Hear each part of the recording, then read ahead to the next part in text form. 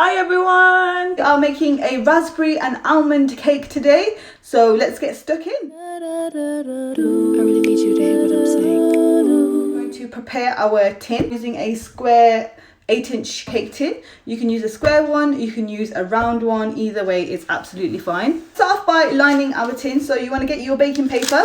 Basically cut paper that is bigger than the size of your tin, because I want paper going up the size of my tin as well. I'm going to cut it off, fold my paper into a quarter. Alright, so fold it in half, fold it into half again, so a quarter. Okay, so can you see I folded it, right? Okay, and then there's this open edge on this side. So there's a point here where everything's folded up. So the opposite corner to that, I am going to measure it against my tin. Okay. So this corner is going to go into the center of my tin. Okay, and then the bit that's hanging out from the corner to the edge of the tin, I'm going to cut it. Okay, just like so. So now you are ended up with paper like this. Okay, you have a paper that looks like this. Okay, it looks a bit strange at the moment. Okay, so what you want to do then is insert that into the tin. Okay, and the bits that you've cut should go into the corners of your tin. Okay, so where the cut ends, that should go into the corners of your tin. Alright, so you should end up with something like this. Okay, so you have paper going up the sides and paper at the bottom of your tin as well. It's the easiest way to line your square tin, the bottom and the sides. Now obviously you've got excess paper here, so what I'm going to do is I'm going to cut some of the excess paper away. So what you have to do, I'll just show you like this, is see where you need to cut it. Okay, bring that up to the corner, and where you need to cut it, just snip it from there. Okay, so just snip the excess bits that are hanging on the inside. Do the same to every corner.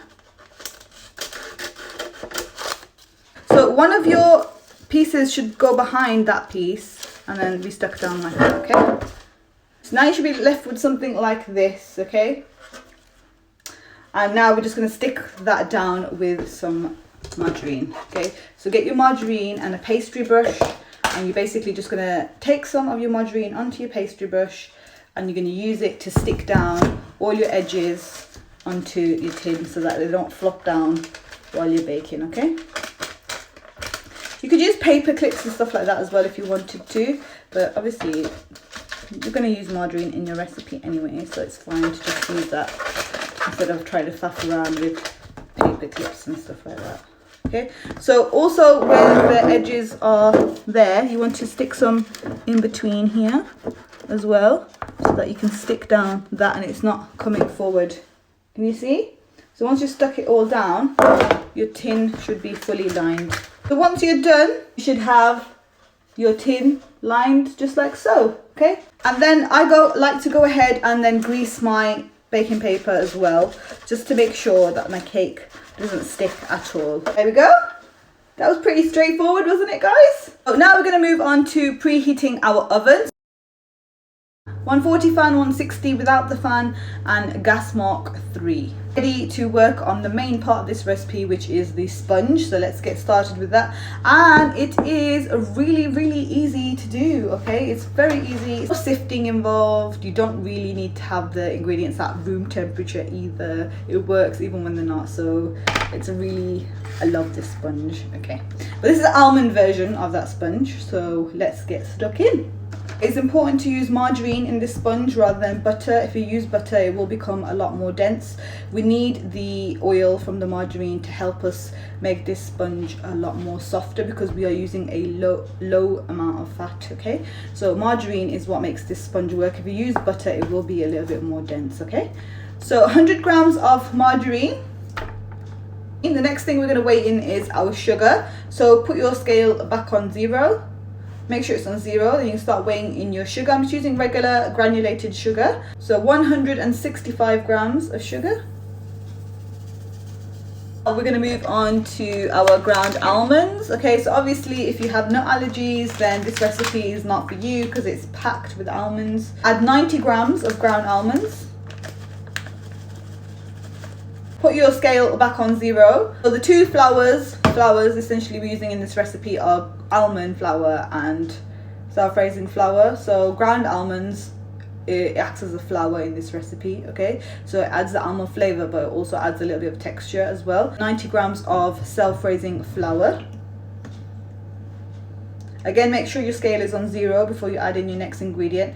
And you can always weigh into a separate bowl, guys, if you're not comfortable doing it in the same one. I just add into the same one. I just slowly add the ingredient in until I reach the right weight so that I don't go overboard. But if you're not comfortable doing that, you can always weigh into a separate bowl and then add it into your main bowl. So we can remove the scale from underneath now, because we're going to need it later, not right now. We're going to mix these with our mixer, with our electric mixer, until it forms a breadcrumb-like consistency. I like to kind of just do it without putting the mixer on first a little bit, just so that it mixes in, so I'm not making a huge mess afterwards. So just kind of mix it a little bit without turning it on first. Mix it until it forms breadcrumb consistency, okay?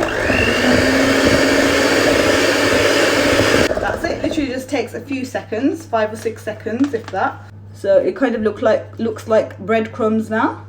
So that's what you're looking for. That's just my oven saying, I'm preheated to 140 fan now. You need a teaspoon, that teaspoon of baking powder in there. Almond extract. So you add in a teaspoon, full teaspoon of almond extract. Love the smell of this stuff. Okay, so we need 3 eggs for this recipe. So again, if you're worried about getting shell in there, you can always crack the eggs into a separate bowl first and then add them in. And you don't have to add them in one by one. You literally just add in all your eggs in one go. So easy, right?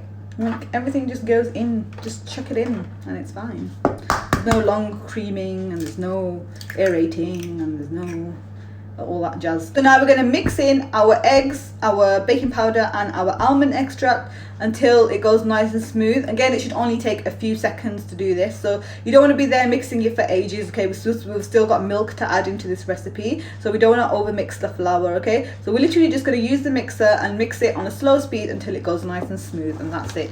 Literally should take just a few seconds. That's it.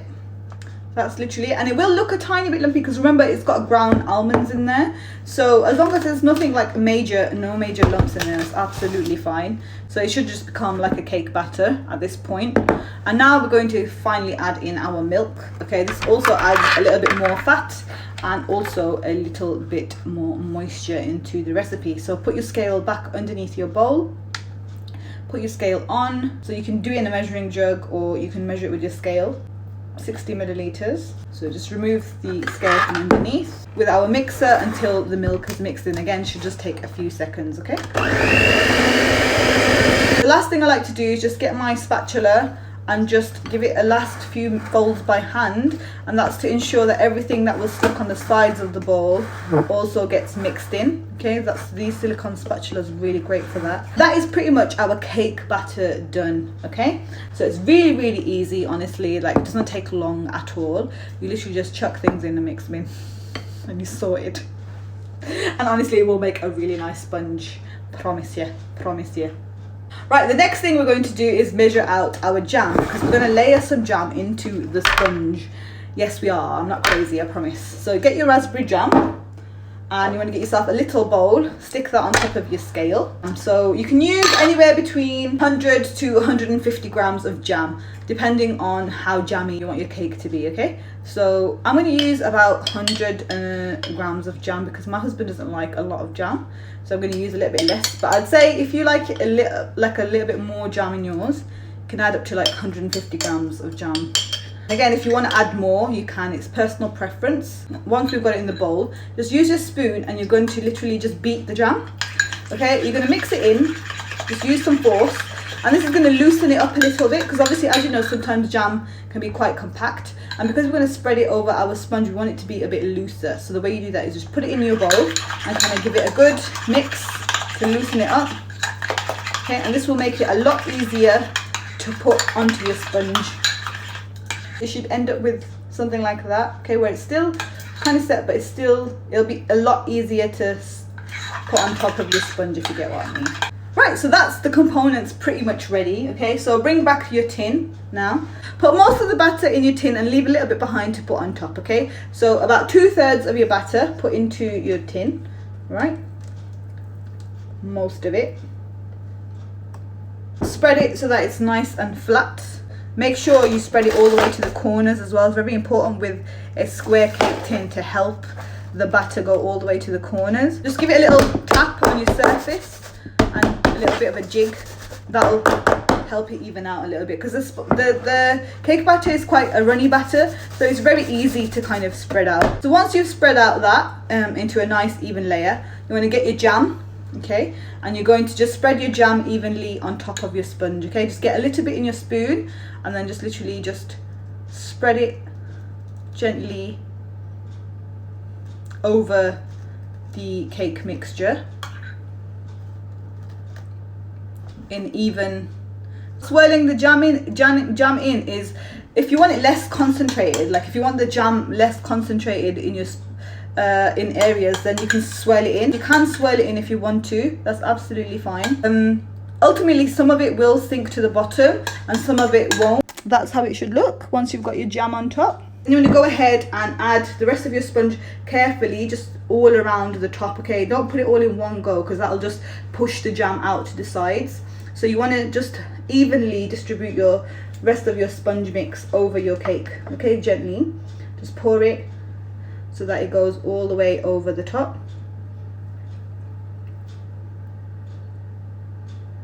Right, where most of the jam is covered, most of the sponge is covered with another layer of cake mix, but some of it is left uncovered, which is absolutely fine, guys. And if you want to, you can go ahead and swirl it. That's absolutely up to you. Top, just for a little bit of added crunch, we're going to add our flaked almonds. So get your flaked almonds and literally just sprinkle them over the top. So this is going to add a little bit of crunch, but also is going to make it look nicer as well. So now it's ready for the oven once the flake almonds are on top, and that is going to bake for 40 to 45 minutes at 140 fan. Okay, Bismillahirrahmanirrahim. Let's get it in. Put a sharp knife in the middle, check it. If it's clean, that's fine. If it's not, bake it for another 5 minutes. And that should be fine, and it should bake nice and even. As it's baking, it might kind of puff up in the middle, but as you take it out the oven, it will kind of flatten into a flat cake. Okay, and it should be nice and soft and nice and moist. Okay, and that's pretty much it, guys. That was it. And honestly, I've been eating this sponge since I baked it yesterday non-stop. It's absolutely delicious. I love almonds, I love raspberries, and it comes together really, really well. So once it's baked, guys, let it cool in the tin for about 10 minutes, okay? Then you want to use the excess baking paper on the sides to pull it out of the tin, just like you would a brownie. So pull it out of the tin and then let it cool on a cooling rack completely, and then serve it, okay? And just cut it into squares and serve it. So that's it. Thank you so much for joining me today, guys. Take care of yourselves, take care of your families, enjoy the rest of your day and the rest of your weekend. Assalamu alaikum wa rahmatullahi wa barakatuh. Bye everyone, take care.